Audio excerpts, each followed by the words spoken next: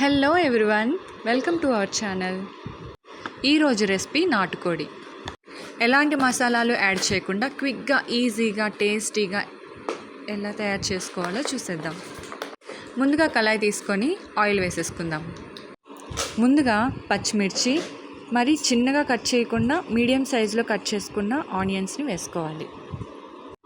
ఇవి బాగా brown colour వచ్చే వరకు ఆనియన్స్ని బాగా వేయించుకోవాలి.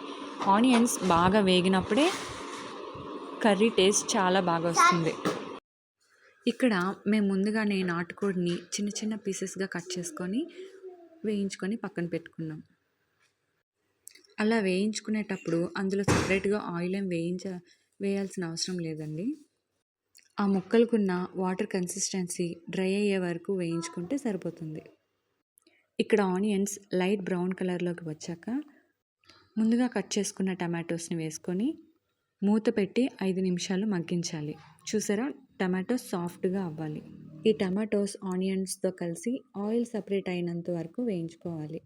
ఈ టైంలో అల్లం వెల్లుల్లి పేస్ట్ ఒక 2 స్పూన్స్, మేము ఇక్కడ 1 kg చికెన్ తీసుకున్నాము, దానికి సరిపడ్డా అల్లం వెల్లుల్లి పేస్ట్ వేసుకొని పచ్చివాసన పోయాలి. ఇది కాస్త 1 to 2 minutes ఫ్రై చేస్తే చాలు.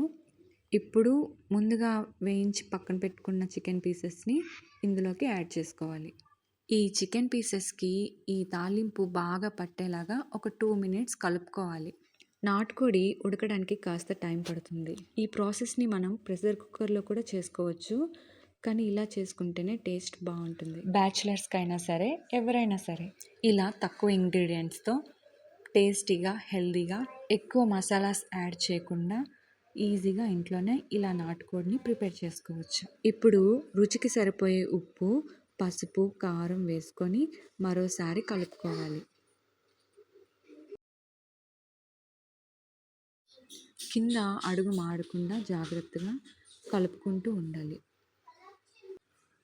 ఇది ఉడకడానికి కాస్త టైం పడుతుంది కనుక ముక్కలన్నీ బాగా మునిగిపోయేంత వరకు వాటర్ వేసుకోవాలి. ఈ నాటుకోడికి మటన్ లాగా కాస్త ఎక్కువ నీరుతోనే ఉడికించుకోవాలి. ఇలా వాటర్ వేసుకొని మూత పెట్టి 10 నుంచి 20 నిమిషాలు ఉడికించుకోవాలి. ఈ నాటుకోడికి పర్ఫెక్ట్ కాంబినేషన్ రాగి సంగటి. ఈ రాగి సంగటిని మా ఇంట్లో తోప అంటారు. మరి మీరెలా పిలుస్తారో కామెంట్ చేయండి. ఎక్కువ గ్రేవీతో కావాలి అనుకుంటే ఈ కన్సిస్టెన్సీతో స్టవ్ ఆఫ్ చేసుకోవచ్చు. ఫైనల్గా చికెన్ మసాలా, ఇంట్లో ప్రిపేర్ చేసుకున్న గరం మసాలా ఉంటే టేస్ట్ ఇంకా బాగుంటుంది. అంతే, నాటుకోడి కూర రెడీ. ఇక రాగి సంగటి, దీన్ని 1:2 రేషియోలో తీసుకుంటే సరిపోతుంది. ఇలా 1 కప్ రాగి పిండికి 2 కప్పుల వాటర్ని తీసుకొని బాయిల్ చేయాలి.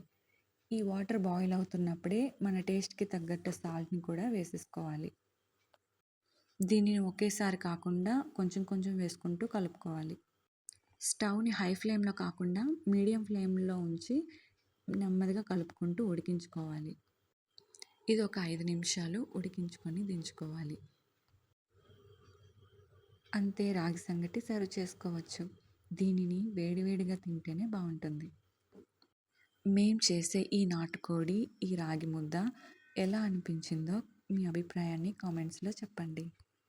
Thank you for watching. Please like, share and subscribe my channel.